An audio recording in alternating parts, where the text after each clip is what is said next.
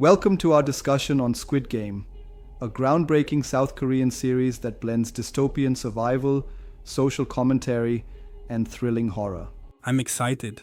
There's so much to unpack. Can you start by describing the basic premise of the show? Sure.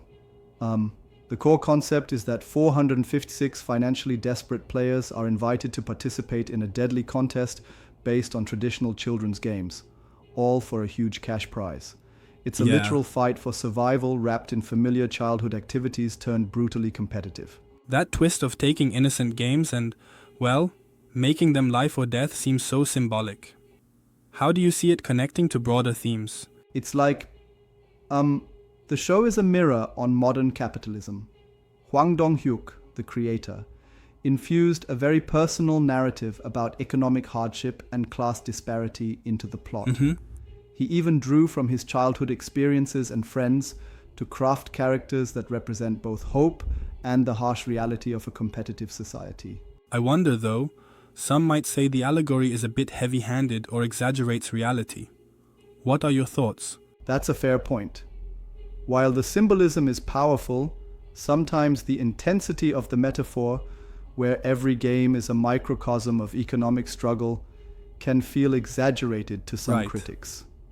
But I think that extreme format is what makes the commentary both shocking and memorable. Speaking of extremes, the production design really caught my eye too. Can you explain how the visual style contributes to the narrative? Absolutely.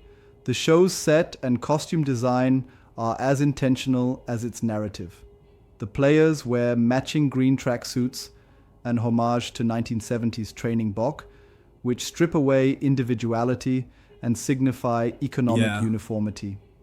Meanwhile, the maze-like corridors, the stark ant colony-like tunnels, and even the playful yet eerie use of vibrant colors all serve to reinforce the oppressive, almost dreamlike dystopia. And the music complements this perfectly, right? With everything from classical pieces to a haunting cover of Fly Me to the Moon playing during the most brutal sequences. Exactly. The soundtrack by Jung Jae-il is genius. It meshes classical hints like Haydn's Trumpet Concerto and Beethoven's Fifth with modern, almost jarring compositions. That juxtaposition of beauty and brutality heightens the impact of each scene, like during the infamous red light, green light game. That scene was iconic. The chilling twist on a simple kids game truly set the tone for the series. But what about the characters? They seem to represent very different facets of society. Oh, definitely. Seong Gi-hun, for instance, isn't just a desperate man. He's a symbol of the everyday loser struggling under an oppressive system. His childhood friend, Cho Sang-woo, reflects the other side, someone who comes from privilege but falls from grace.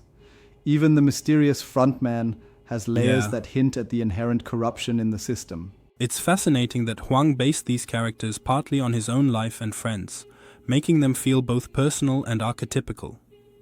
Would you say that this personal touch enhances the social critique? Absolutely. It adds authenticity. Knowing that Gi-hun and Sang-woo represent two sides of Hwang's own experiences and the broader societal pressures makes the narrative resonate deeply. The characters are not just there to entertain, they're a commentary on survival of the fittest in an unequal world. Now, moving beyond Season 1, the series has already ventured into a second season, and there's talk of a third, final season. What developments do we see in these upcoming chapters? In Season 2, you see Gi-hun return not just to survive but to seek revenge against the system, personified by the frontman. It deepens the narrative, adding layers of betrayal, control, and resistance. And Season 3 promises to escalate the stakes even further, bringing in new characters like Cheol-soo and diving into even deadlier games. That continuous evolution of the stakes is a clever move. It makes the show not only a one-off spectacle, but a long-term commentary on human nature and the capitalist race, right? Exactly. It's like every season peels back another layer of the societal onion.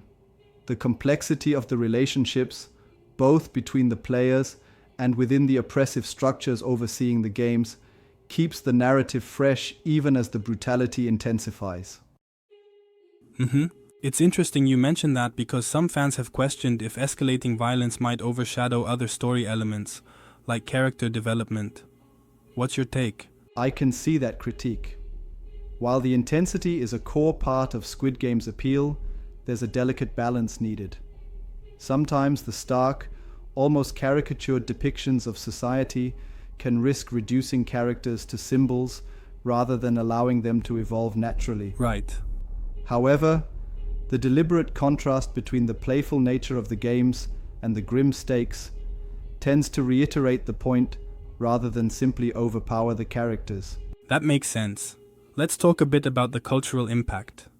The global response to Squid Game has been massive, with events, pop-up exhibits, and even merchandise flooding markets worldwide. It really is a phenomenon. The series not only broke viewing records, like topping Netflix charts in 94 countries and racking up billions of viewing hours, but also sparked a wave of real-world engagements. From giant replicas of the doll in cities like Tokyo and Sydney to Squid Game-themed pop-up experiences in Paris and Seoul, it's become a global conversation piece. And then there's the expansion into other media, like Squid Game, The Challenge, and even a video game adaptation. It's like the show's universe is expanding in multiple dimensions. Exactly. The idea of transforming the deadly games into a reality competition or interactive gaming experience is both intriguing and, admittedly, a bit controversial. It shows just how deeply Squid Game has permeated pop culture. Speaking of controversy, there were also some casting debates. Remember the TOP casting in Season 2? How do you feel about that kind of public reaction? Casting controversies are always tricky. With a show as high profile as Squid Game, every choice attracts attention. In TOP's case, despite his past, the decision sparked discussions on accountability and artistic merit. It's reflective of how audiences are now scrutinizing every element, a testament to the series' cultural impact. And even beyond casting, the show invites debates about, its portrayal of extreme capitalism and societal inequalities. Doesn't it hit a nerve? It absolutely does. Squid Game uses its brutal framework to expose the raw edges of modern society, highlighting how economic disparity and desperation can drive people to unimaginable extremes. And that's one reason why it resonates so powerfully with global audiences. In many ways, it's like an exaggerated mirror reflecting some uncomfortable truths about our world today. Precisely. By using the format of deadly children's games, the series comments on how competitiveness permeates every aspect of life, even distorting innocence. This bold narrative approach is what makes Squid Game a cultural milestone. Additionally, the show's acclaim is bolstered by its record-breaking viewership and critical accolades, such as multiple Emmy and SAG nominations. It's phenomenal.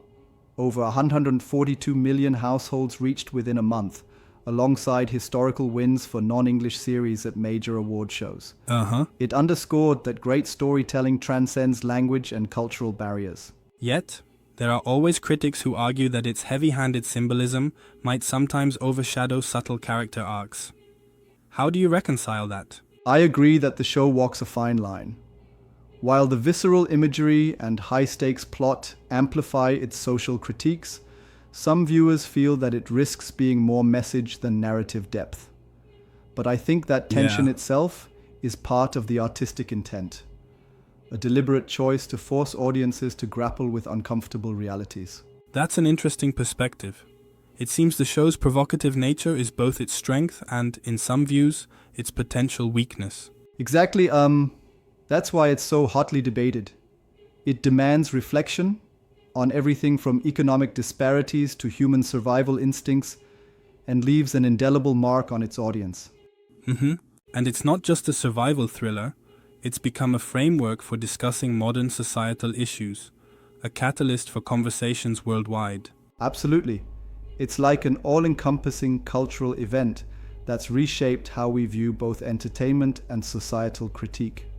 From its striking visuals to its haunting score and multi-layered characters, Squid Game reminds us that sometimes the most childlike games can reveal the darkest corners of humanity. Yeah, well put. This series truly is a fascinating blend of artistry, social commentary, and bold innovation in storytelling. Exactly. Squid Game's legacy will likely endure as a defining commentary on our times, a brutal yet captivating reflection of modern society's race for survival. Thanks for the engaging conversation. I always come away with new insights when we dive deep like this.